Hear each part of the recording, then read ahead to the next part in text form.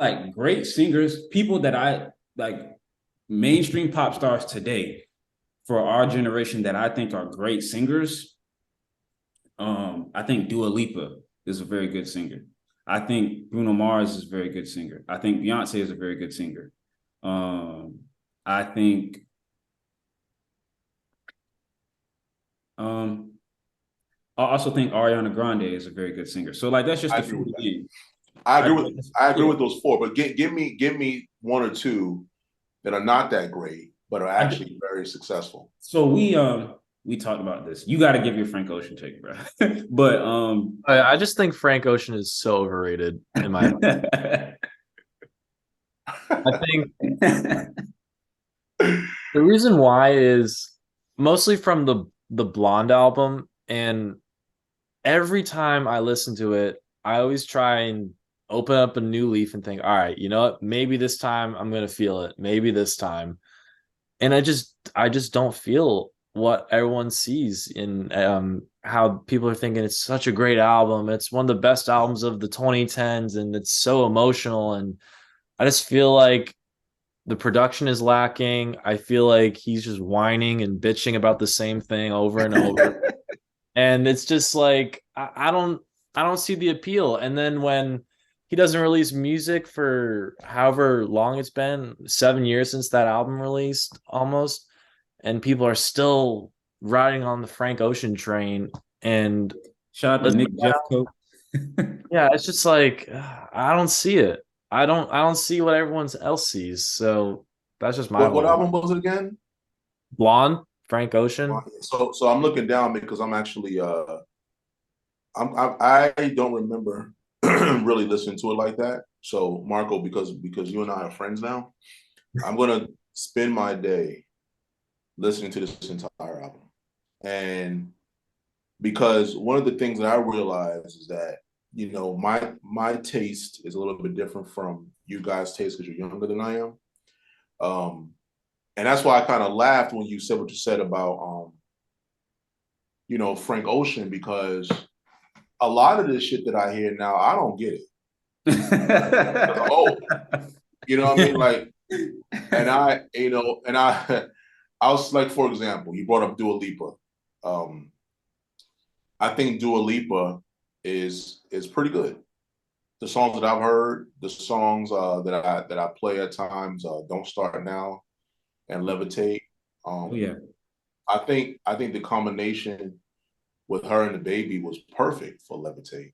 Um, oh yeah, "Levitate," right? That's the song that they Yeah. have together. Right? Yeah, that's right. It's unfortunate that he had that slip up, Yeah. whatever. I won't get into that, but my point is that was a great combination.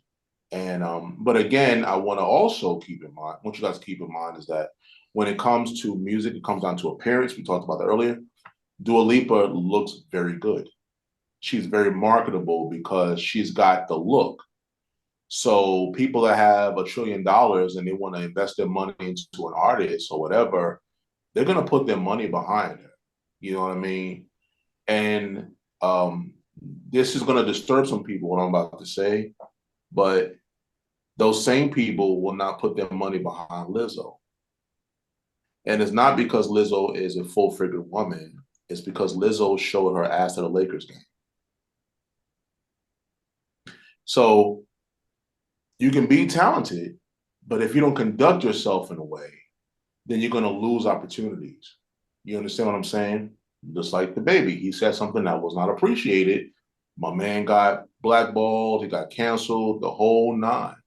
I saw an interview he had on a podcast. I don't want to mention other podcasts while I'm on a podcast, but he was on one. And he said, I think he made the comment like in October or November of that year. And then next year, all of his shit got canceled. And they think he lost about somewhere between 30 and $50 million. Damn. Oof. So that's why you got to conduct yourself accordingly. You know what I Yeah, mean? man. And you hit it on the nose, man. Image is everything. And that's the thing now with pop stars nowadays. Like you don't gotta be a great singer to be like the biggest pop star. And you ask me two singers that I think aren't that great at singing, but are like very successful. I think Taylor Swift isn't that great of a singer. I think she's decent. I think she's a very good writer because she has hits and she's broken all these records. I think her latest album, it's been charting for like it broke a record. So I have respect for her. Nonetheless, we have respect for all the artists that we talk about on this show. Yeah, no doubt, Unless we think that unless if we think they're garbage, we just don't talk about them. But all the artists that we talked about on this show, we have some respect for in some capacity for all the listeners who be thinking that we're hating because they love to think that we hate on Drake, even though Drake is one of our favorite artists. But anyway, Taylor Swift. Drake is talented, man. But yeah, you know, Marco, you talked about Frank Ocean's emotional album. Like, I cannot do the singing Drake. As soon as you start singing, I'll go stop. Really? And I go to something else because it's you know, for me, I don't want to hear him sing. I want to hear him rap. That's the side of Drake that I like. Yeah. And you brought up Frank Ocean. I didn't realize I kind of bumped into this song. It's an old song at this point, but it's called it's with Tyler the Creator. It's called Oldie, I think it's called. But it's like this song with all rap on it. You know what I'm talking about? Oh, yeah. And I didn't realize that Frank Ocean rapped, right? And so I was impressed. It was like 16 bars. It was nice. You know, maybe 8 bars. But I was like, oh, I didn't know that. You know what I'm saying? But again, association. So Tyler is really influential to your generation. Maybe the one before yours, I'm not sure, but your generation, like it's got to be your generation. He's very influential, and he's actually brilliant, to be very honest with you. He is. So maybe it's because of his influence that Frank and those guys, like this other guy, Earl Sweatshirt or whatever, that's the dumbest name ever. Whole Odd Future group, yeah. That whole clique.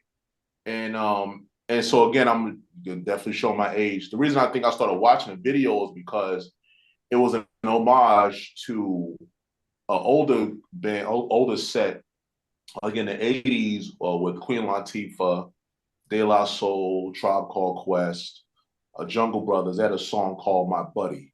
And it was a song, it was just like, you know, the oldie song, where they just like got it like wrapped behind like or in front of like a white background and everything. So that's probably why I started watching it. But nonetheless, it was just like I think Mark was going to the bathroom. No. But anyway.